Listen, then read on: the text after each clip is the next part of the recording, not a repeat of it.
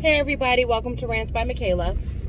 So please forgive me as I'm kind of a little down and out today because I kicked my new year off with a series of dizzy spells that kind of crept up on me.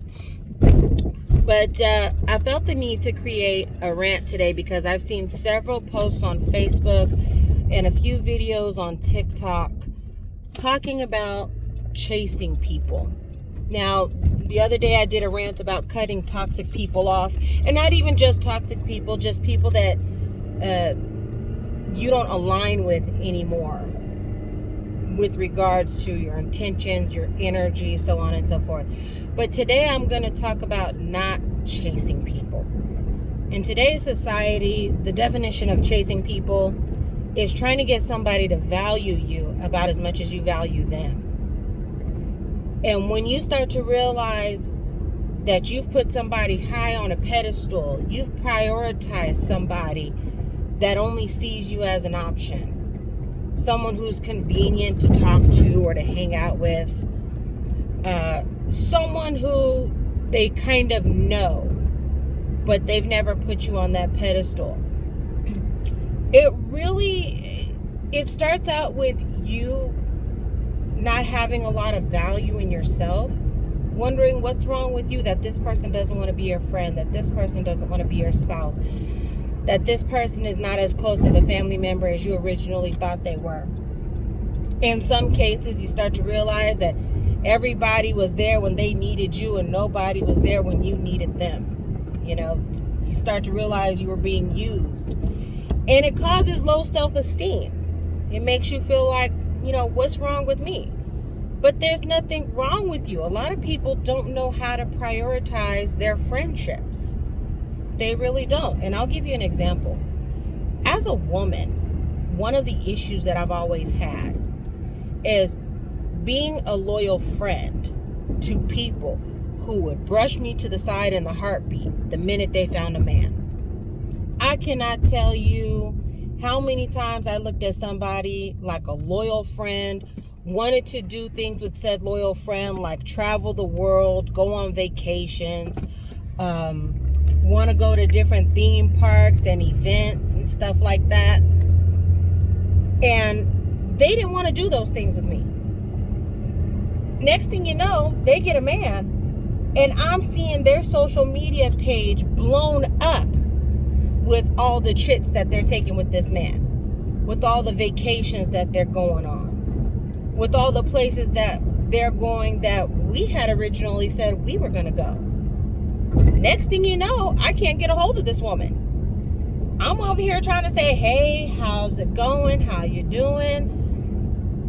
How's the relationship going? Where is it going? And they just blew me off like I was only somebody they wanted to hang out with for the convenience of being with someone while they were single because they couldn't be alone. One of those issues where you either have to have a man or have to have a lot of friends, but you don't know how to be by yourself.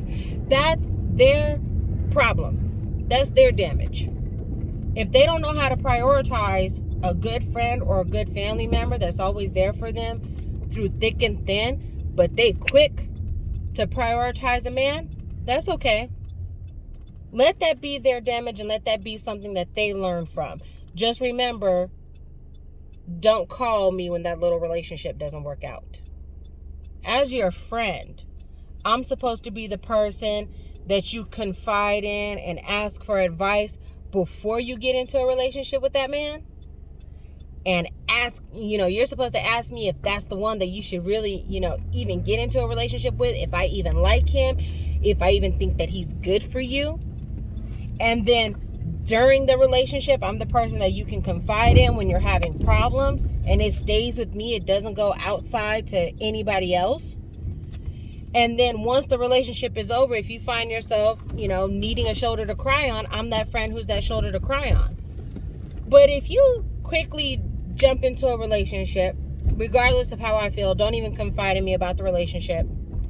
You don't even confide in me when it comes to what's going on during the relationship. You have completely blown me off. I will not be that shoulder to cry on when that relationship is over. Because that's not a friend. That's somebody you use for the sake of your own convenience because you can't be alone, but you don't value our friendship. You just want people around at your convenience. I'm not your employee. I'm not your standby, on-call friend for the sake of convenience because you can't be alone. And that's unfortunately how a lot of people are using people. People don't know how to value friendships anymore. They're always using people. And I had to teach my son over the past few years because I saw that he was a bit of a loner at school. And I would go with him to, try and find friends.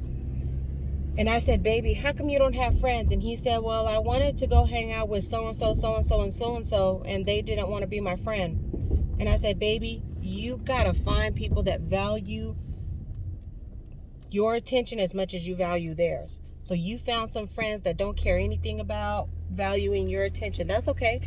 Let's go find some friends that will value you. I took him to school one day.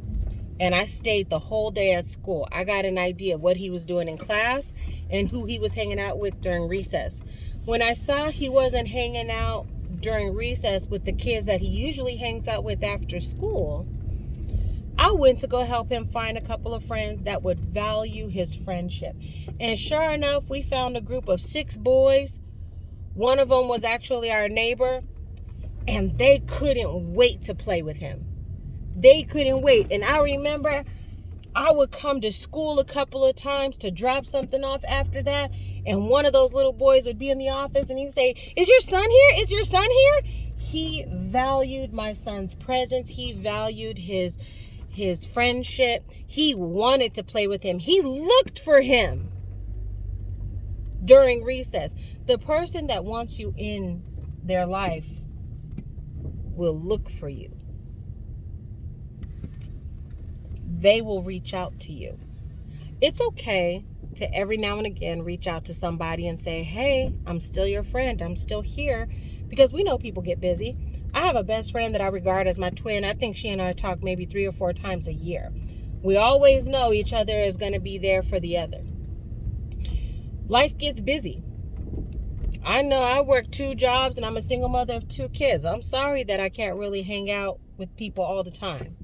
Shoot, I do these rants on the way over to the store or on the way over to work before I upload them on YouTube or Facebook. I'm not available all the time, and I apologize, but I'm there. You can always count on me to be there, and I don't use people. And if I feel like you're getting distant because I haven't been a really good friend, I will reach out to you because I value your friendship.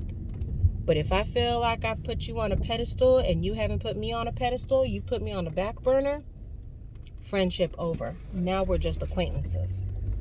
So don't worry about it. You don't need to chase people. You don't need to try to get somebody else to see the value in you. Because some people are emotionally damaged and they can't see the value in themselves. And how they are worthy of true friendships, rather than feeling like the only true friendship you're ever going to find is when you're in a relationship. Those type of people are the people who only experience love when they're laying on their back. And they need a kind of therapy that you cannot provide. Anyway, that's my rant for today. You guys have a wonderful, happy new year.